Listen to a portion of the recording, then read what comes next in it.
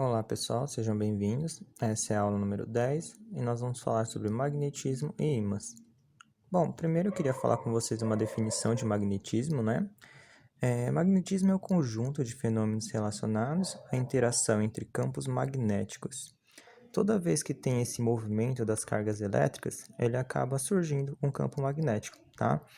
E esse movimento da carga elétrica pode ser um movimento, por exemplo, um elétron no próprio eixo, né? Então, só ele girando ali, né? Como se fosse um sentido ali de rotação, né? Do próprio elétron, já gera um campo magnético, tá? Então, se tiver um elétron, já pode acontecer a criação de um campo magnético. Um outro caso também seria o movimento dos elétrons, né? Ao redor de um núcleo. Então, ali, se tiver um átomo, né, nós já podemos ter a criação de um campo magnético. Bom, e um ímã? É um corpo que gera campo magnético ao seu redor. Vocês já devem ter visto ele, né? Então, você percebe que ele influencia, né, os objetos ali que estão ao redor do ímã.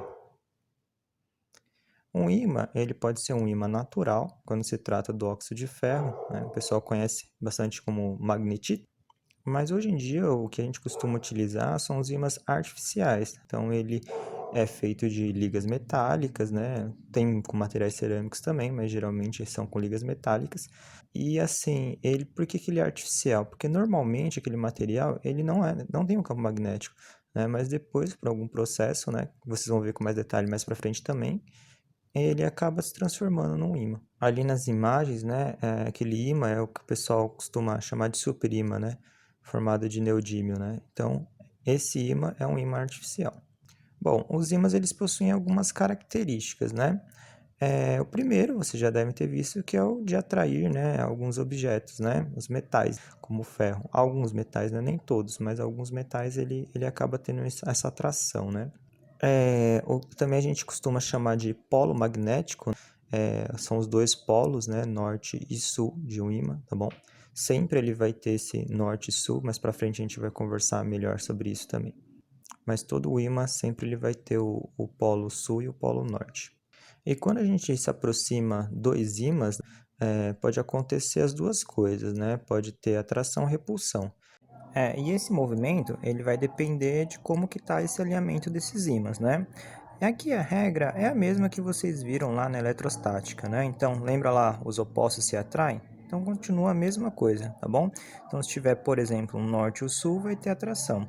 E se os polos próximos forem iguais, aí eles vão se repelir, tá bom? Bom, um outro detalhe sobre o ímã é a inseparabilidade dos polos magnéticos. Bom, como assim? Não existe um ímã que ele só é polo sul ou só polo norte, tá? Vamos analisar essas imagens aqui que você vai entender um pouquinho melhor. Lembra que eu falei que o magnetismo ele surge por causa dos movimentos dos elétrons, né? Então, se tiver só um elétron se movimentando ali, já vai ter, né, um magnetismo. Só que o que significa esse polo norte ou polo sul? Tem a ver com o alinhamento, né? Para onde eles estão se movimentando, tá? Então imagina que eu tenho ali um ímã e eu corto ali, eu tenho o polo norte e o polo sul, né? Então os elétrons ali, vamos imaginar que eles estejam se movimentando naquela direção que eu coloquei a seta, da direita para a esquerda. Imagina que eu corto esse ímã bem ali no meio, tá? O que vai acontecer com ele? Ali você pode reparar na figura que ele continuou sendo um ímã, tá? Não é porque eu cortei ele no meio que vai ter um ímã norte e um ímã sul, não. Quando eu corto ele no meio, os elétrons eles estavam alinhados para um lado, certo? Eles vão continuar alinhados para aqueles lados, né? Então ali para onde estava apontando a seta era norte, então no outro ímã menor, né, vai continuar norte, né, aquele lado. E o outro lado vai continuar sul agora, né? Porque era o lado que está contrário à seta, tá bom? E a mesma coisa com o outro ímã também, tá bom? Então, se a gente ficar quebrando o ímã, né, eles vão continuar tendo os dois polos do mesmo jeito, porque esses polos, eles não estão relacionados com uma carga, né, e sim com o movimento dos elétrons, tá bom? Como eu falei para vocês lá atrás, né, se tiver um elétron já tem magnetismo, então eu posso ficar cortando aí o material até sobrar um elétron, que mesmo assim pode estar alinhado aí os campos magnéticos. Bom, eu acho que um dos primeiros campos magnéticos aí que vocês conhecem é o campo magnético da Terra, né? A gente acaba utilizando bússola, né? Hoje em dia nem tanto, mas vocês já devem ter visto uma, e a bússola funciona através do campo magnético terrestre, né?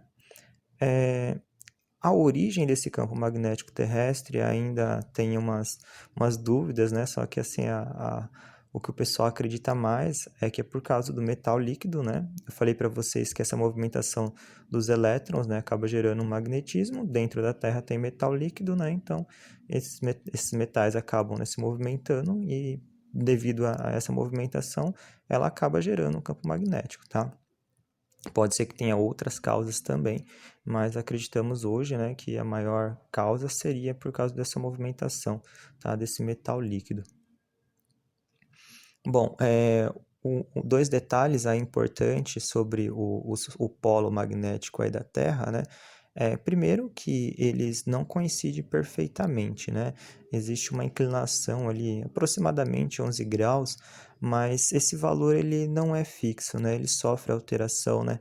Inclusive na história já ocorreu dos polos se inverterem, né? Totalmente, né? Então, onde que era o polo magnético norte, acabou virando sul, então esses valores aí eles sofrem alteração, tá bom? E outro detalhe também que vocês podem perceber que não hoje, né, atualmente, o polo norte geográfico ele está próximo do polo sul magnético, tá bom? Então não é norte-norte, beleza? Eles têm esse valor invertido. Eu falei para vocês que já ocorreu inversão magnética, né? Então em algum momento poderia ser que esses polos estivessem, né, alinhados, mas nesse momento atual não, tá? Nesse momento atual eles são invertidos. Eu queria também conversar um pouquinho aqui com você sobre a importância desse campo magnético terrestre, né? Tem uma região que a gente chama de magnetosfera ou cinturão de Van Allen, né? E é uma região que tem um campo magnético terrestre, certo? As linhas de campo ali do campo magnético da Terra, né? E essa parte é muito importante para a gente. Por quê? Porque ela protege a Terra, né, de radiações, né, mais nocivas, né, emitidas pelo Sol, tá bom? Então, se não tivesse esse campo magnético terrestre, praticamente não teria como ter vida no nosso planeta, né? Tem alguns planetas que não possuem campo magnético, então fica muito difícil, né, a existência de vida nesses lugares, tá bom?